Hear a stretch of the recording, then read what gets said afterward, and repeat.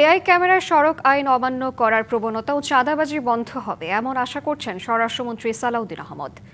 দুপুরে নারায়ণগঞ্জের সোনারগাঁওয়ের মেঘনাঘাট এলাকায় ঢাকা চট্টগ্রাম মহাসড়কে এআই প্রযুক্তির অটো ফাইন সিস্টেমের উদ্বোধন শেষে তিনি কথা বলেন। অবৈধ পার্কিং, থ্রি হুইলার ও উল্টো পথে যানবাহন চলাচল সহ ট্রাফিক আইন অমান্যকারীদের বিরুদ্ধে তাৎক্ষণিক ব্যবস্থা নেওয়া হবে বলেও হুঁশিয়ারি দেন স্বরাষ্ট্রমন্ত্রী।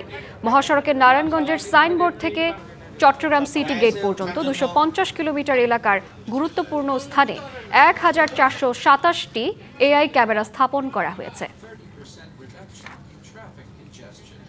মহাসড়কে যে চাঁদাবাজি হয় সেটা মালিক পক্ষ থেকে হোক, শ্রমিক ফেডারেশনের পক্ষ থেকে হোক বা পুলিশের পক্ষ থেকে হোক, সব কিছু ক্যামেরায় যেহেতু রেকর্ডেড থাকবে, আশা করি এই প্রবণতাটা কমবে এবং আমি বিশ্বাস করি জনগণের সহযোগিতায় আমরা মহাসড়কে চাঁদাবাজি বন্ধ করতে পারব। ঢাকা চট্টগ্রাম মহাসড়কের অটো ফাইন সিস্টেম নিয়ে আরো জানাতে যুক্ত হচ্ছেন সহকর্মী সাবিত আল হাসান। সাবিত, এআই ক্যামেরা স্থাপনে কি কি সুবিধা মিলছে, চালকরা নিয়ম মানছেন কিনা জানাবেন।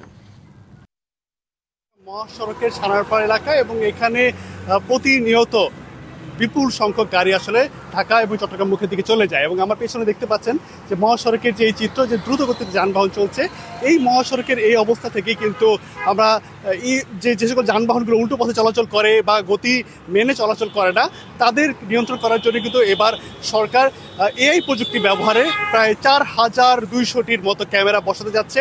নগদ নিয়ে এলো হার নামানা হার অফার। সর্বনিম্ন 10,000 টাকা রেমিটেন্স নগদে পাঠালে থাকছে স্বর্ণের হার জেতার সুযোগ। যেটি শুরু হচ্ছে মহাসড়কের সাইনবোর্ড থেকে শুরু করে এবং চট্টগ্রামের সিটি গেট পর্যন্ত। এবং আজ সকালে স্বরাষ্ট্রমন্ত্রী সালাউদ্দিন আহমেদ এই ক্যামেরার কার্যক্রম আসলে আনুষ্ঠানিকভাবে উদ্বোধন করেন।